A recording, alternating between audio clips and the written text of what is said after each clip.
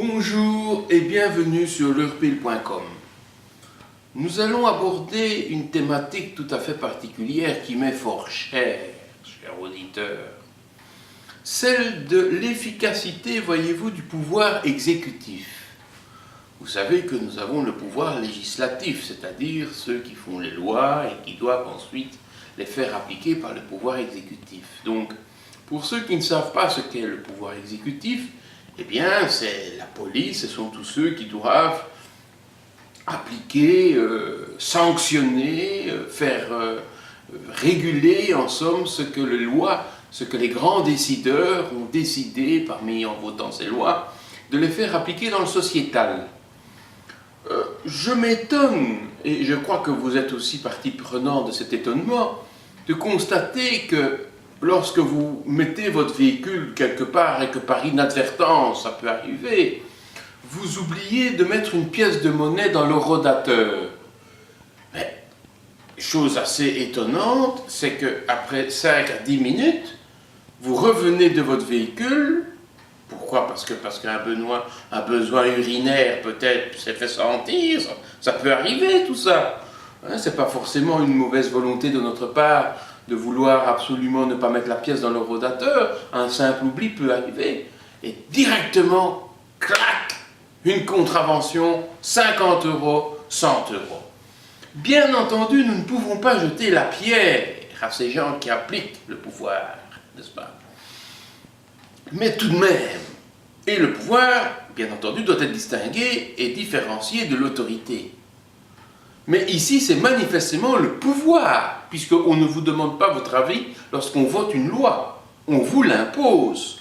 Et en plus, on l'exécute dans le sociétal, donc c'est manifestement dans le sens du pouvoir et non de l'autorité.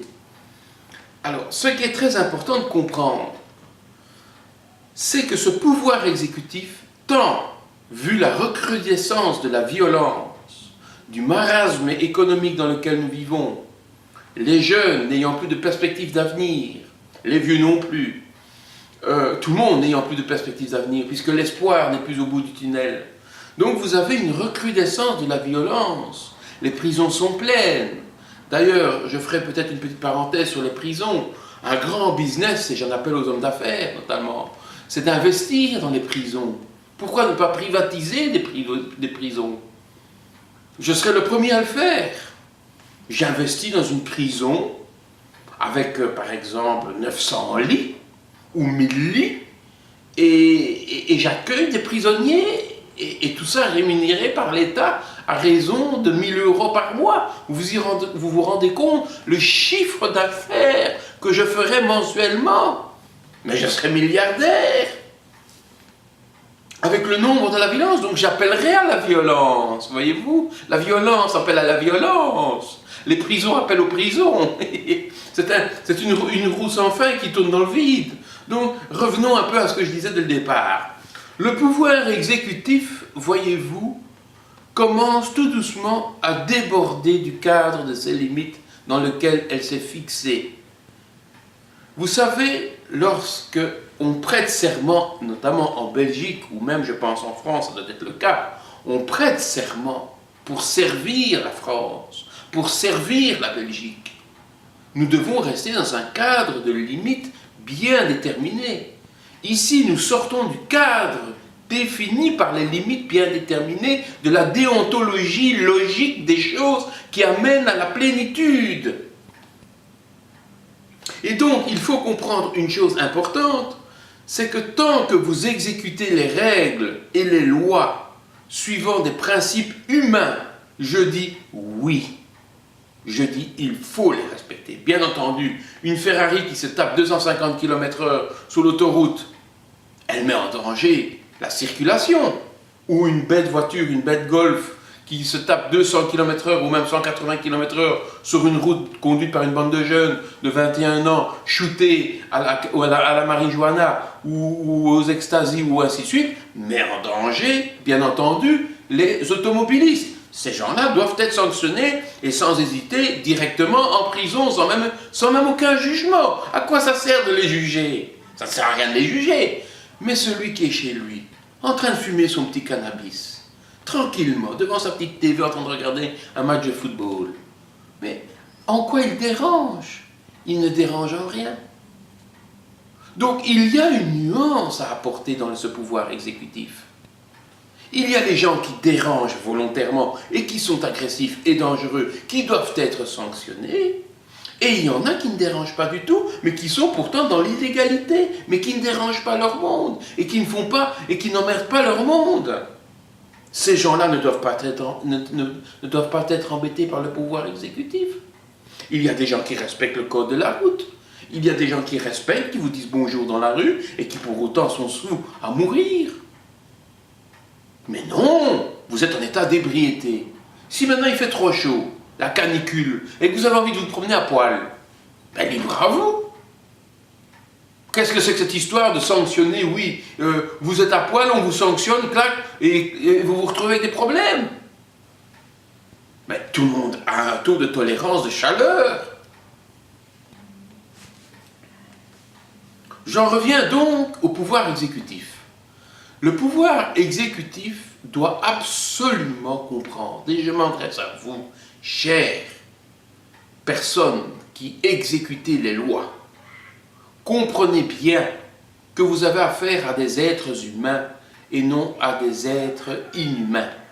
Comprenez bien aussi que vous avez affaire à des gens qui ont un cœur et qu'il y a parmi ces gens beaucoup de personnes qui n'ont rien à voir avec le territoire dans lequel ils vivent, qui sont à côté de la plaque et qui ont trouvé chez nous refuge pour déclencher des vastes réseaux mafieux destinés à exploiter notre système social à notre propre détriment, et le pouvoir exécutif ne fait rien, laisse faire les choses. C'est la raison pour laquelle, sur l'urpil.com, j'ai dénoncé ouvertement l'expansion islamique en disant que ce n'est pas de leur faute, mais c'est de la faute du pouvoir législatif et du pouvoir exécutif rendant les méfaits au sociétal et le sociétal devant se débrouiller seul, créant l'anarchie, c'est-à-dire la guerre. C'est à ça que nos chers politiciens amènent les gens à se déchirer entre eux et non pas à lutter contre la paix ou contre la guerre, à lutter pour la paix. Excusez-moi, j'ai fait un lapsus même. Vous vous rendez compte dans quel niveau je suis pour l'instant.